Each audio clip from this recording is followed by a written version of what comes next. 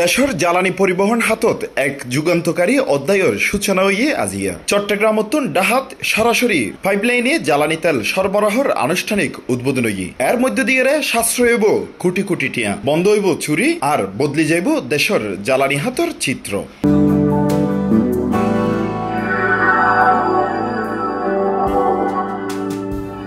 এই পাইপলাইনের মাধ্যমে ডাহা অঞ্চলত সরবরাহ হইব দেশের মোট চাহিদার 30% তেল। এই তেল ডাহাত পৌঁছাইতে যেড়ে আগে 2 দিন সময় লাগতো, এড়ে এখন লাগিব মাত্র 12 ঘন্টা।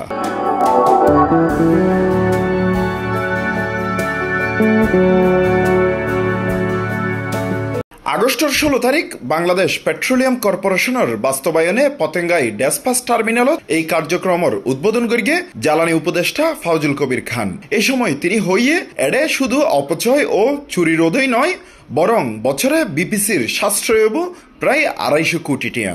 আমাদের এই সম্পদেরও আমরা সুষ্ঠু ব্যবহার করতে পারছি না দুটি কারণে।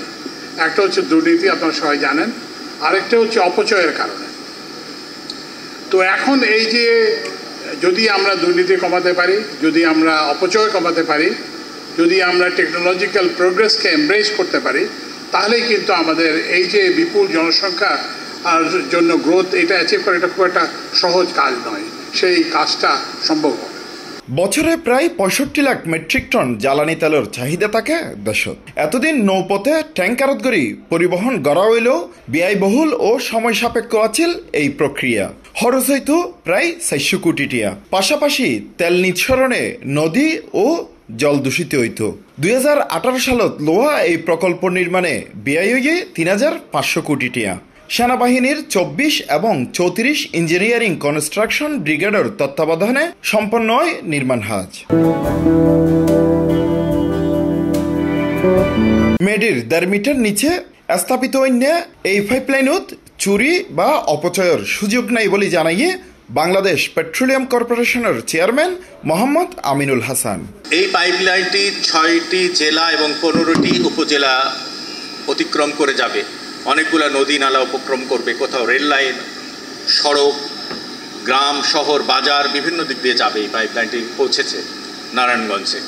এই দীর্ঘ পাইপলাইনের নিরাপত্তা কিন্তু আমাদের একটা বড় চ্যালেঞ্জ। এই পাইপলাইনটা এমনভাবে গিয়েছে মাটির 2 মিটার, 1.5 থেকে 2 মিটার নিচে আছে। আসলে এখান থেকে তেল বের করে নেওয়া যাওয়ার কোনো উপায় নাই। এই জিনিসটা যদি সাধারণ মানুষ বোঝে তাহলে সেখানে যাবে না। বাংলাদেশ পেট্রোলিয়াম কর্পোরেশন একটি নতুন যুগে প্রবেশ করতে যাচ্ছে, যেটি আমরা ট্র্যাডিশনাল ওয়েতে এতদিন করতাম। ওয়েল ট্যাঙ্কারের মাধ্যমে চট্টগ্রাম থেকে ঢাকাতে এই বিভিন্ন নদী পার হয়ে যেত, নানা ধরনের সমস্যা হতো, পরিবেশ দূষণ হতো, অপচয় হতো। সেইটি দূর করে আজকে আধুনিক পদ্ধতি অর্থাৎ পাইপলাইনে একটা সিঙ্গেল পাম্প, এখান থেকে পাম্প করা হবে, গোদনাইলে তেলটি পৌঁছে যাবে মাত্র 4 ঘন্টায়। দীর্ঘ প্রতীক্ষার পর চালু হইয়া এই পাইপলাইন 250 কিলোমিটার দীর্ঘ ভূগর্ভস্থ পাইপলাইন 54 জেলা, 15 উপজেলা ও 20 নদী ফারইয়েরা এই পাইপলাইন পতেঙ্গাতুন নারায়ণগঞ্জের গোদনাইল পর্যন্ত অতিক্রম করবে। গভীর সমুদ্র থেকে লাইটজ ট্যাঙ্কার, তারপর চট্টগ্রাম উত্তন ডাহা পর্যন্ত জ্বালানি তেলের এই পরিবহন পাইপলাইন বাংলাদেশত নতুন যুগের সূচনা তৈরি হইয়ে। এই পাইপলাইন শুধুমাত্র উগা অবকাঠামো নয়, ইয়ান বাংলাদেশের লাই একান প্রতিশ্রুতিও বটে। দ্রুত, নিরাপদ এবং আধুনিক ব্যবস্থার অন্যতম একখান পথ। সংশ্লিষ্ট আলোর দাবি, এই পাইপলাইনের মাধ্যম দিয়ে তেল পরিবহন শুধু অর্থ সাশ্রয় নয়, ইয়ান বাংলাদেশের অর্থনীতিত ইতিবাচক একান প্রভাব ফরিব। চট্টগ্রামের Patenga Padma oil installation Hossain Abbas, C+ TV।